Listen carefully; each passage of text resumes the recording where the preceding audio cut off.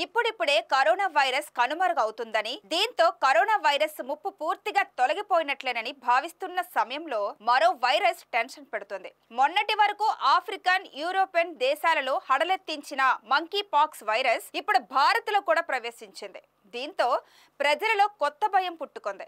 ఇంతకీ ఈ monkey pox అంటే ఏమిటి, దీని లక్షణాలేంటి, ఈ వ్యాధి రాకుండా తీసుకోవలసిన జాగ్రత్తలేంటి వంటి విషయాలను తెలుసుకునేందుకు BBC ఆన్ టీవీ ప్రత్యేక కథనం.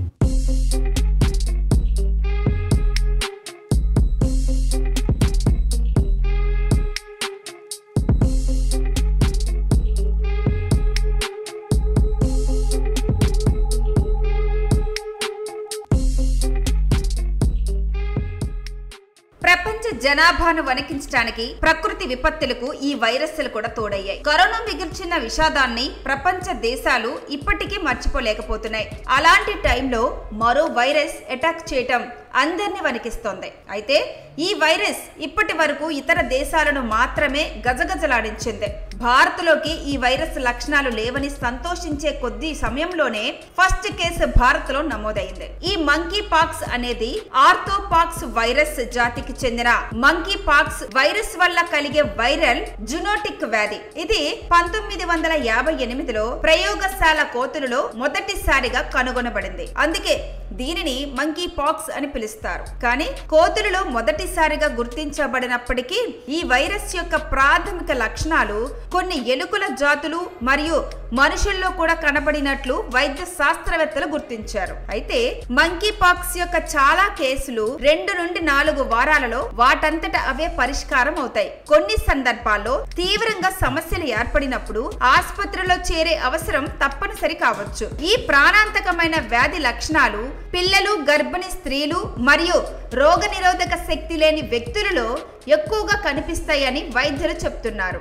దాదాపు 100 దేశాలకు ఈ మహమ్మారి విస్తరించింది. ఇప్పటి వరకు ఆఫ్రికన్, యూరోపియన్ దేశాల్లో హడలెత్తించిన మంకీ పాక్స్ ఇప్పుడు భారత్లో కూడా అలజడి రేపింది. తాజాగా మంకీ పాక్స్ కేసు నమోదవ్వడం దేశవ్యాప్తంగా కలకలం రేపింది. అయితే ఇటీవలే విదేశాల నుంచి భారత్కు వచ్చిన ఓ యువకుడికి మంకీ పాక్స్ వైరస్ పాజిటివ్ గా నిర్ధారణ అయినట్లు ప్రభుత్వం వెల్లడించింది. కాగా ఢిల్లీ ఎయిర్పోర్ట్ లో మంకీ పాక్స్ వైరస్ సోకిన అనుమానిత వ్యక్తిని గుర్తించిన అధికారులు ఐసోలేషన్ కు తరలించారు. కాగా ఆ వ్యక్తి నుంచి రక్త నమూనాలను సేకరించి ఎంపాక్స్ నిర్ధారణ కోసం ల్యాబ్ కు పంపించగా పాజిటివ్ గా నిర్ధారణ అయింది.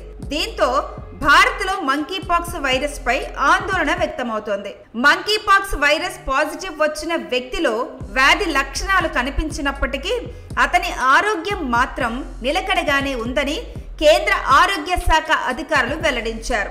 కానీ మంకీ పాక్స్ అనేది అత్యంత ప్రమాదకరమైన వైరస్ గా తాజాగా WHO హెచ్చరించింది. అయితే ఇంత ప్రమాదకరమైన వైరస్ లక్షణాలు కలిగిన వ్యక్తిని ప్రత్యేక ఐసోలేషన్ లో ఉంచి ట్రీట్మెంట్ అందిస్తున్నారు. అదే విధంగా బాధితుడు ఎక్కడెక్కడ సంచరించాడు, ఎవరిని కలిశాడు, అసలు ఈ వైరస్ ఎక్కడ అతనికి సోకిందనే దానిపై అధికారులు పరిశోధిస్తున్నారు.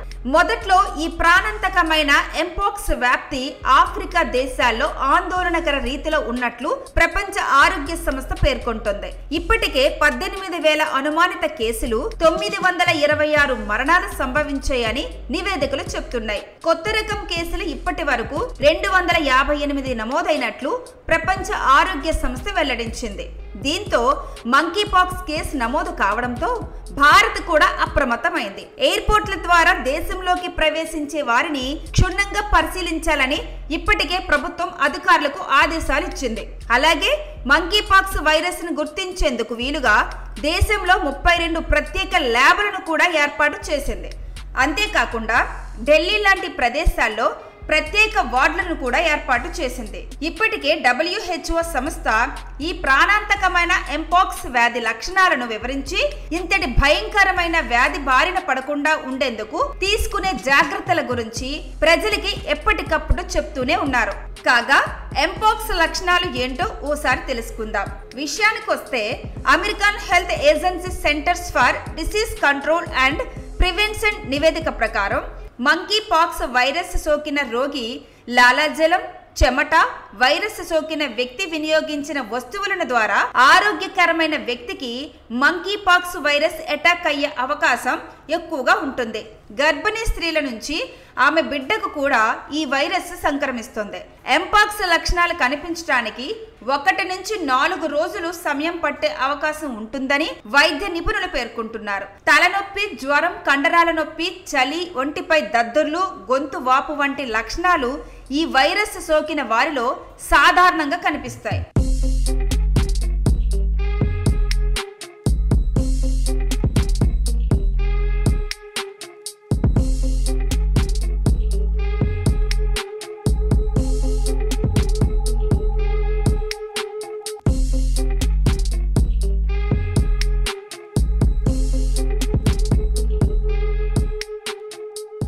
మంకీ పాక్స్ వ్యాధి కోసం నిర్దిష్ట చికిత్స లేదు, కానీ సహాయక సంరక్షణ అవసరం. చికిత్స లక్షణాలను నిర్వహించడం మరియు సమస్యలను నివారించడంపై దృష్టి పెడుతుంది. తప్పనిసరి సందర్భాల్లో మాత్రమే టెకోవిరిమట్ వంటి యాంటీవైరల్ మందులు వాడాలని, వాటి వల్ల పూర్తిగా నయం కాకపోయినా కొంత మేరకు తీవ్రతను తగ్గిస్తుందని WHO చెప్పుకొస్తోంది. ఇక ఈ వైరస్ కి మందు కనిపెట్టేంత వరకు ప్రజలు జాగ్రత్తగా ఉండాలంటూ WHO సూచిస్తోంది. ఇక ఈ వైరస్ కి యాంటీ డోస్ ని ఎప్పుడు అమల్లోకి తీసుకొస్తారనే విషయం ఇంకా తెలియాల్సి ఉంది.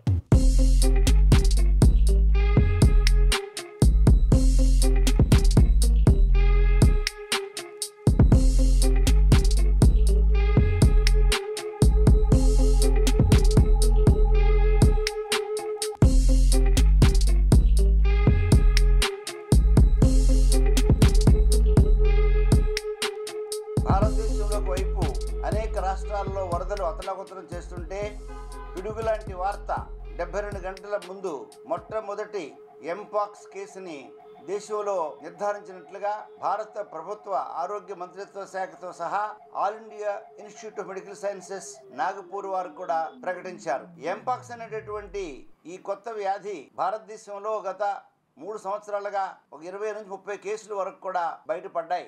కాకపోతే ఇటీవల కాలంలో ఏ దేశాలంటే ఆఫ్రికా దేశాల్లో ముఖ్యంగా ఇది అత్యంత భయానకంగా తయారయ్యి అక్కడ జనజీవనాన్ని స్తంభింపజేస్తున్న తరుణంలో ఆ ప్రాంతాల నుంచి భారతదేశానికి ఎవరైనా విమానాల్లో కానీ వేరే ప్రయాణాల్లో కానీ దేశంలోకి వస్తే అటువంటి వారి ద్వారా ఈ వ్యాధి దేశంలో వ్యాపించవచ్చినటువంటి విషయాన్ని ప్రపంచ ఆరోగ్య సంస్థ ఈ ఎంపాక్స్ని గ్లోబల్ మెడికల్ ఎమర్జెన్సీ అనేటటువంటి ఒక అంశం కింద పరిగణిస్తున్నారు. ఇందులో క్లాడ్ 1B అనే వైరస్ ఈవేళ దేశంలో ఎక్కువగా అభివృద్ధి అయ్యే అవకాశం కనిపిస్తుంది.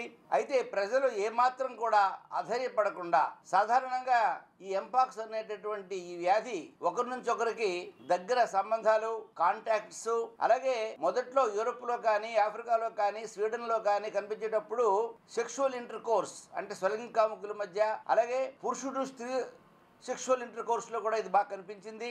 అందుకే ప్రపంచ ఆరోగ్య సంస్థ అన్ని STD క్లినిక్స్ని అంటే లైంగిక జబ్బుల్ని నయం చేసేటటువంటి క్లినిక్స్ని కూడా హెచ్చరిస్తున్నాయి. HIV క్లినిక్స్, నాకో క్లినిక్స్ని కూడా హెచ్చరిస్తున్నాయి. ఎవరికైనా శరీరం పైన దద్దుర్లు వచ్చి, జ్వరం వచ్చి, అలాగే దాంతోపాటు ఒళ్ళు నొప్పులు, అలాగే ఎక్కడైనా కనీసం ప్రైవేట్ పార్ట్స్లో కూడా ఏవైనా ర్యాష్ అంటాం, ర్యాష్ అంటే తెలుసు కదా, మన పేపు మాదిరి వచ్చినప్పుడు అటువంటి సందర్భాల్లో వారు అది ఎంపాక్స్ ఏమో అని చెప్పి దగ్గర ఉన్నటువంటి ఆరోగ్య కేంద్రానికి రిపోర్ట్ చేయాలి. ఈవేళ కాంటాక్ట్ ట్రేసింగ్, ప్రివెన్షన్, ట్రీట్మెంట్ అన్ని కూడా జరుగుతున్నాయి భారతదేశంలో. కాబట్టి భయపడాల్సినటువంటి పని లేదు. మనకు ముఖ్యంగా ఇంటర్నేషనల్ ఎయిర్పోర్ట్స్ ఉన్నటువంటి ప్రాంతాల్లో ఇతర దేశాల నుంచి అంటే ఆఫ్రికన్ దేశాల నుంచి, అలాగే మన బోర్డర్ కంట్రీ అయినటువంటి పాకిస్తాన్ నుంచి, అలాగే ఇటువంటి ప్రాంతాలు వచ్చినటువంటి ప్రయాణికులు మాత్రం అబ్జర్వేషన్లు పెట్టాలి. పోతే ఈ వ్యాధి వచ్చినంత మాత్రాన ప్రాణాపాయం ఉన్నటువంటి సంఘటనలు తక్కువ.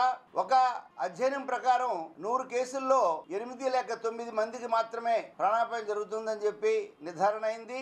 అయితే ఒక అధ్యయనం ప్రకారం స్మాల్ పాక్స్ వ్యాక్సినేషన్ తీసుకున్న వారికి ఎంపాక్స్ రావడం చాలా చాలా చాలా అరుదని నిర్ధారించారు. ఎవరెవరైతే 40 ఏళ్ల క్రితం స్మాల్ పాక్స్ వ్యాక్సినేషన్ తీసుకున్నారో వారికి భయం లేదు. అయితే ఇప్పుడు ప్రభుత్వం ఎంపాక్స్ వ్యాక్సిన్ కూడా తయారు చేసింది. నేను ప్రభుత్వానికి కోరేది ఏంటంటే అవసరమైతే ఎంపాక్స్ వ్యాక్సిన్ ని వీలైన త్వరగా అనేక కేంద్రాల్లో పెట్టి జనసామాన్యానికి ఈ యొక్క వ్యాక్సిన్ అందించి ప్రజారోగ్యాన్ని కాపాడాలని చెప్పి నేను కోరుతున్నాను.